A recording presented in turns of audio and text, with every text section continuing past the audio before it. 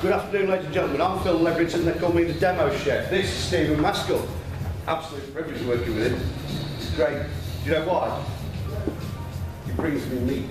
I've been playing with his meat all week and it's been absolutely great. Careful what you say, you know. We'll go for take two. I can't believe what I just said that. Right. Now, pork, beef, lamb and liver. I've been using the liver, I've used the beef. I've not used any of the pork yet on the demo. This is a loin, it's a whole loin bone in. I'm actually looking forward to that. Right, I'll hand you over to Steve, who's going to tell you about the beef. Okay, beef, a little bit of an introduction, guys. Familiar faces around the room. I've been in Hebden 30 years now, butchering from a traditional livestock farm up the hillside at Solway. Father wasn't a butcher, he was traditionally a farmer, and his ancestors going back, as far as we can trace, 250 years in some form or another. That came from fairly humble beginnings because that branch of the farm had gone to like small holding status, but he gradually built the farm up to a reasonable sized, viable farm to rear us as a family. Heifer beef. Reason why you have female beef, more intramuscular fat in it. Like anything female, any species, always carries more fat, genetic. Not thought mine was bad. No, it's a fact of life. Always carries more intramuscular fat. You know, your man, your big heavy muscles, that's built for a job. The female of the species has got to store that fat for reproduction. That's the basic thing. And they tend to fatten quicker, which saves from the economics. If you've got a female of anything, always the flesh always touches softer. I was at the countryside land at the weekend in Harrogate, and all the heifers I touched, I would have wanted to use them in the shop, but there were one or two steers, and it's just like touching that tabletop. And it's all about, and you know by touching the cow on its loins, round the pin bone of its tail, and over the ribs, how it's going to eat. It may look superb, but you might think, yeah, but it's just like touching a piece of iron, and it will eat like iron as well. So that's the reason for using heifer beef. Eating quality beef, obviously, we all like tender steak, but you've got to try and get the tenderness plus something a little bit more special. I'll just say, on the subject of tenderness, when you cook red meat, the most essential part of cooking red meat is resting it after you've actually cooked it. You rest it for twice as long as you've cooked it for. If you don't do this, the meat hasn't got a chance to relax. I watch people cry and take the most incredible piece of steak, and take it out of the pan and put it on the plate. Please don't do that again. Show it some respect. All meat has to rest after cooking, and it will do it justice then. It will absolutely sing to you. You know, and what about salting, Phil? There's various theories about salting prior to cooking, especially steak, salting after, because it draws the salt, obviously it draws the moisture out of the meat. I think if you use, I always use a tiny amount just as I start cooking. I use a tiny amount. I don't over season, I use a tiny amount of pepper, and it's just to bind the seasoning to the steak as it cooks. I will re-season generally when I've finished, but not a lot, because it doesn't need a lot. If you caramelise beef well, you don't need, thank you Nick, you don't need loads of seasoning because the beef is its own seasoning. The caramelisation of the beef is the secret. You know, it's the smoking hot pan. And you know, use the smoking hot griddle pan. And the griddle pan's great because the lines in the griddle pan actually encourage caramelisation. So really, that's my personal #1 thing is make sure it's caramelised, and that caramelisation brings out the sugars and adds a sweetness to the beef as well. Get plenty of heat on it for a start. Same when you're roasting. Get plenty of heat on it for a start. Seals it all in. Seals all the juice in it. Don't put it in a semi-hot pan or a semi-hot oven, because all it'll do, you'll end up probably with some decent gravy, but it won't. Gravy flabby and horrible. Yeah, it won't help it. So the sealing part of meat, whatever you're cooking, chicken, beef, pork, that's the key factor. So we've gone on that. Breeding is another thing. We've done the nutrition bit. Breeding of the animal, preferably off a traditional suckler cow of ancient British origin. You're talking about Herefords, you're talking about Aberdeen Angus, beef shorthorn, all the traditional dams. that have been on the uplands of this country for 500–600 years in some form or another. I live in a farming village on the Northfield Moors. I live in the middle of nowhere. All my neighbours are farmers. And I rang the NFU, I don't know if I told you about this, I rang John Chinner at the NFU, and I said, John, got an idea, mate. I said, what's that? I said, I am sick to death of people saying, I got really nice meat from such and such place. No, you got really nice meat from a farmer because he reared it. You got really nice potatoes because a farmer grew them. And people have forgotten this. They've actually forgotten that food actually comes, let me think, from a farmer. The farmer's planted it, the farmer's reared it. So I'm launching Hull Farmer Week. Yeah, you look nervous now, man. Yeah. You're all right. It can be arranged. But it's, for a fee, it's vital to get people back into this idea that food comes from farms and farming. People have just forgotten, and I just think it's an absolute travesty that farmers aren't recognised for the work that they put in. Stupid o'clock in the morning, stupid o'clock at night, you know, and I don't understand why the countryside looks as beautiful as it does, because you've got environmental stewardship schemes.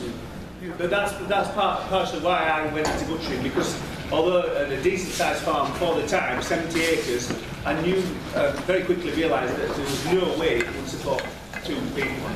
So that's the reason why we came into the butchery business, and it's been a successful marriage. But it has been a lot of hard work as well.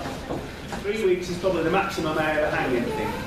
The 4-quarter meat is probably used before that, because it's usually used for braising, stew, casseroles, meats. So that's got to go, and we supply weights as well. And the pie meat's got to be fresh to go on the further processing. But the steak, that is always a week to 10 days behind that. So we're up to 3 weeks now, and that is actually 4 weeks old. So when you see this dark individual in the window, don't turn your nose at it, buy it.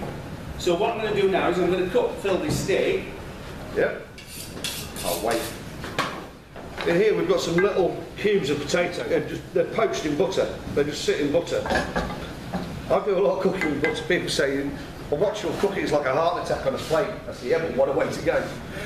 You know, it's the way it should be. In here, I've just been making what we call a mirepoix, which is classic French technique of combining the 3 aromatics, which is shallot or onion, carrot and celery. These all impart their flavours really readily into sauces. So we use this as a base for a beef sauce, because I'm going to, when we've got this dish up, we're going to deglaze the pan with a bit of pork, just to get all the beef juices out and get all that goodness. Because honestly, deglazing the pan is probably one of the oldest but best techniques for getting beef gravy on the go. It really is. Now, this is rapeseed oil. I'm using a tiny amount. I just want to stop this from catching the bottom of the pan, that's all. The pan I've already preheated. It was smoking a second ago. It'll probably take 10 seconds more for it to get back up to temperature. I'm going to use the tiniest amount of salt. Watch. That's all I'm using. You can see how little I've used there. It's just a tiny touch. And again, black pepper, tiny touch. Oh, listen to that. That's the sound a pan should make when you cook meat, every time. That is the sound,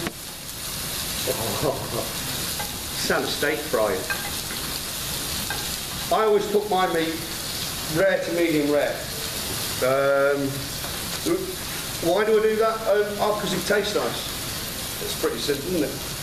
It's because when you've relaxed it, you say, oh no, it's bloody. Actually, if you let the meat, relax, you'll find that the blood actually, it's not bloody at all. And this is, listen to that.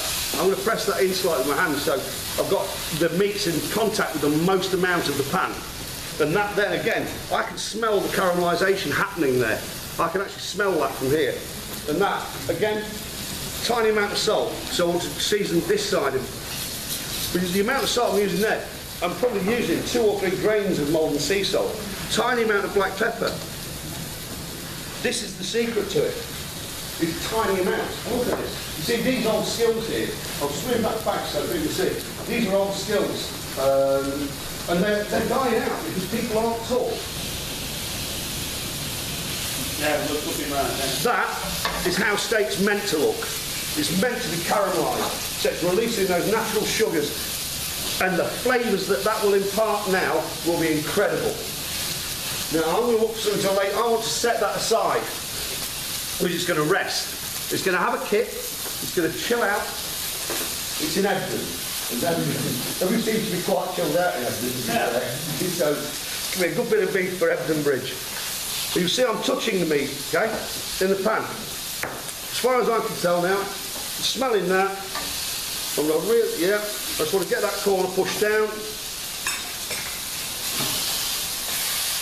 Smelling that, I'd say that's about 30 seconds off being out of the pan and onto an oven tray.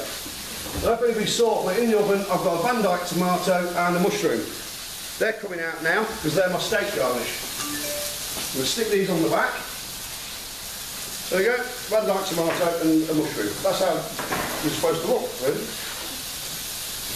We'll show you that in a second. Right, that's coming off the heat, that's going to rest, but not in the pan. Can I just make a thing here, Lee? Can I have more prep space next time you run me a kitchen? This is great. In Toto are our kitchen sponsor here, and it's, I always say, I said to John, I said, you build me a kitchen I'm not scared of. I said, it's great. If you've seen some of the rough kitchens I've worked in over the years, it is a bit of a worry. I was asked to come here by John for a meeting, and I've been here now. It feels like I've moved in. I said where we live is like Royston Basie. I think I found the second version because it's just like you'll never leave. It's great. I love it. Right, I'm just going to get a plate. I want to set that steak up on a plate so it's going to rest now. Okay. Oh, quick tip, you know on a Sunday, oh Lord, look at it. Good enough to eat. Good enough to eat, mate, yeah. That's going to sit there and rest. It's relaxing, it's chilling out. In the meantime, here we go. Port. Port or red wine, what do you reckon? Port. Yeah, you were at the port yesterday, yeah. That's if you've got a sweet tooth. It's always nice to have something sweet. It is, yeah. I had the port last time. Yeah. Well, this, really simple, that's the meal pie, that's going in, okay? This is building the sauce now. Salt, pepper, okay? And guess what? Oh, that's right, yeah, pork.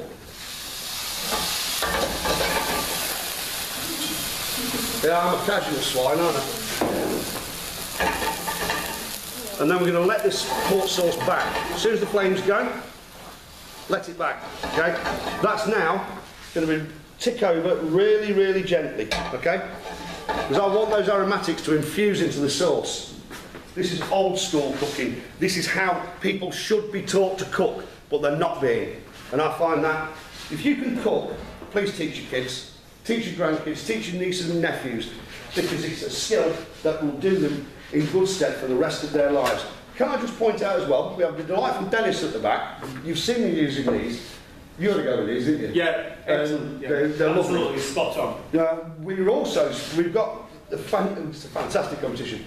We've got 7.5-inch Santoku every single day of this food festival to give away, courtesy of Flint and Flame. Dennis has got one. Dennis is modelling it beautifully at the back. Dennis does model them beautifully, don't he, mate? Dennis and I work together at York, and we're at Living North magazine together as well. It's an absolute. I love these knives. Now, I've worked with Sabatier for the last 28 years. Well, Phil, there, if you get a good set of knives and look after them, your grandchildren will be using them. Yeah, I mean, the whole thing with knives, yeah, I mean, from my perspective as a professional chef, I have one knife that I have what I call my DP knife, which is always on my bench, and it's all there. And this is mine. This is an 8-inch chef's knife. And the reason I like this is because of the heel weight. I do a lot of chopping. If you watch when I chop things, I roll the blade. I do this. It's a forward and backward sawing motion.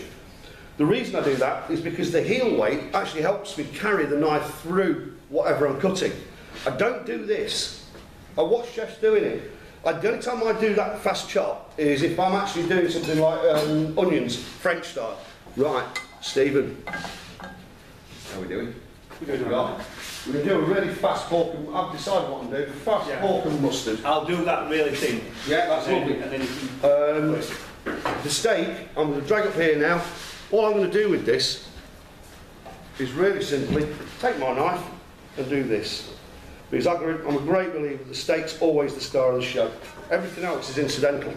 Right? So what I did there, I added that back, the meat juices back into my sauce. Because that now, this sauce is about ready. It's come together. And I like to use it just to dot the plate because it looks pretty more than anything. It's just effect. Is that rapeseed oil? It is, yeah. Yeah, Yorkshire rapeseed yeah, oil. We started using rapeseed oil at home and you can get it with garlic, really good. Yeah. Local, helping the local guys as well. Yeah, absolutely. And this is the thing. These are great. Well, just make the dish complete. So that is my version of steak and chips. Okay? Wait for it, wait for it. Oh dear. You are impatient. I was going to sauce it at the end, but I'm not going to. I'm going to sauce it on my bench because I've been told off. Right, the sauce. It's only because it's got port in it. The sauce is an accompaniment. It is not meant to overtake the flavour. You know?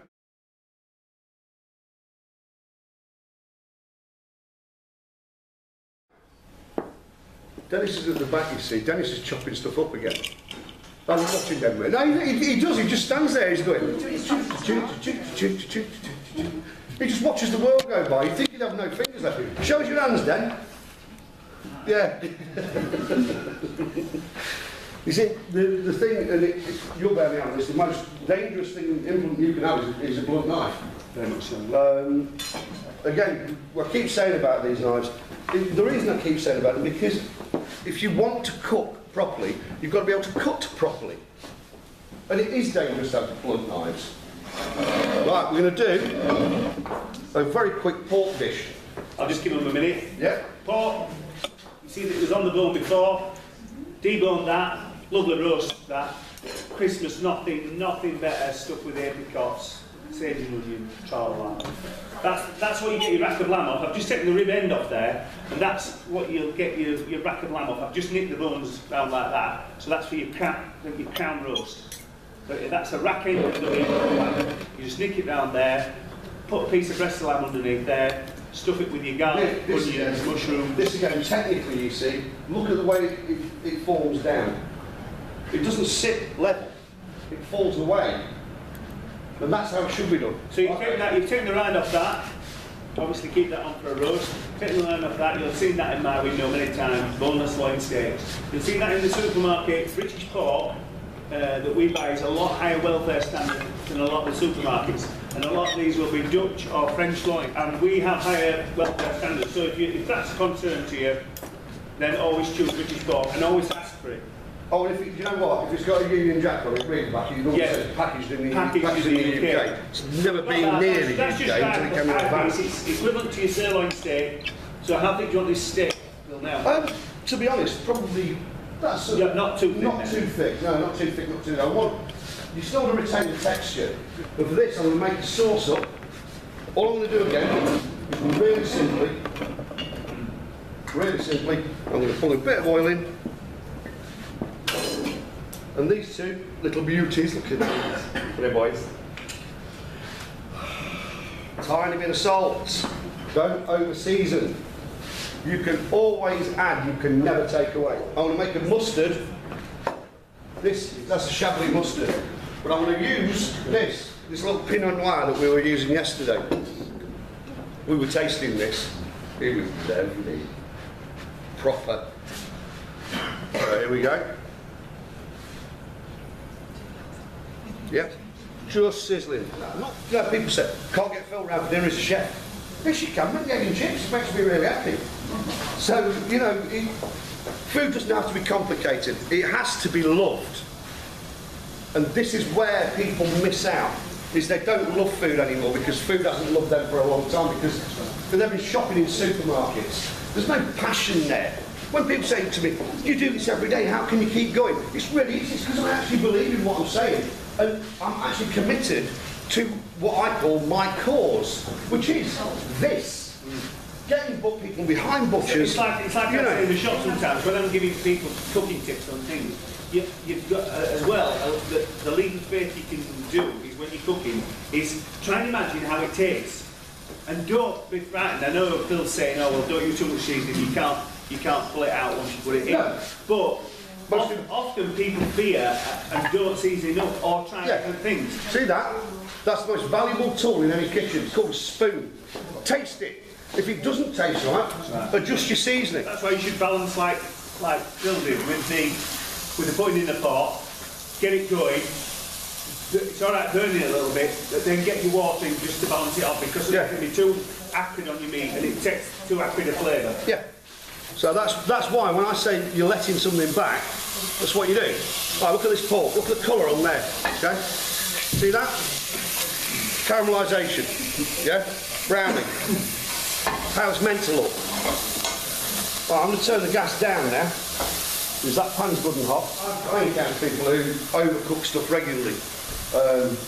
They generally work in McDonald's. Yeah, I'm a chef in McDonald's. Seriously, you know what? Well, I don't know. The word chef, I think, is overused these days, and it doesn't. You know, I'm no longer a chef in the true sense, because I no longer lead a brigade. That's what a chef is. A chef is somebody who leads a brigade of cooks. You can see here that pork now. That feels, to me, that feels cooked. And I use, as we know, the resistance test.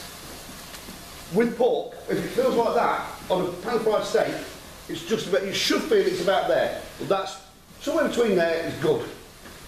But it's not going to be dry. Again, oh look, mirepoix adds that little bit of cheekiness. I'm not going to knock this back by much because it doesn't need it. It's not it's weak already, it's just not robust. It's lovely, but it just needs, and it's not got a high alcohol content, so I can't get more flavour. Now, with this, I'm going to add mustard and pork are a marriage made in heaven, they really are. We use, I use this is Premier Cru Chablis mustard, and it is quite the most incredible flavour. You get the same effect with an ordinary Dijon. Yeah, you can use an ordinary Dijon, but if you just added some wine to it. Yeah. This is a technique, it's an old French technique, it's called Monty au beurre. To mount with butter. You take a cube of butter. If you've got a beef gravy at home and it's a bit thin, get some butter out of the fridge and cut a cube, about that sort of size, and pop it in the pan. And when you've done that, and take it to Monty au beurre, and do you know what will happen? You get this absolutely amazing, oh look at that, the juice. So all that flavour now is going to be imparted into this pan. Again, this is so simple. All we're going to do is the same. This is pork and chips. It is, it's oink and chips. And it's so, so delicious. Because we want the pork to be the star of the show, that's exactly what it's going to be. I've got to sauce it, don't panic. But before I do that, I want a little bit more of your margarine. You see, this margarine came from your garden, and I just think it's the prettiest little thing, I really do. So we're going to top it with a little bit of margarine. I've got sage in there. I could put sage with the pork, but actually everybody does it. Margarine's a bit sage, isn't it? It is a little bit, yeah. A bit light, a bit not as... It's not as heavy, it's not as, what I would say, aggressive. Right, here we go. And because we want the pork to start, here we go. And again, nice and simple. No drizzle on this one. We'll give it a little touch of the rapeseed. And all the reason it's wet to the plate. Stephen, we're out of time. That went quick, didn't it? It went really quick. Thank you very much to Stephen Maskell, who's been an absolute star. Thank you. For the best meat I've cooked with in a long time. Thank you very much. Okay, thanks Phil. You've seen me all week this week, as you know. Thank you very much for coming, ladies and gentlemen. I hope you've enjoyed it. I hope you've learned something. Go away, show them your money, show them your love. If you see a farmer, give him a hug and get behind him and the rest of the local businesses around here and get spending. There's no recession. It's all propaganda. Don't listen to them. Is my wallet around? Cheerio. We'll see you again.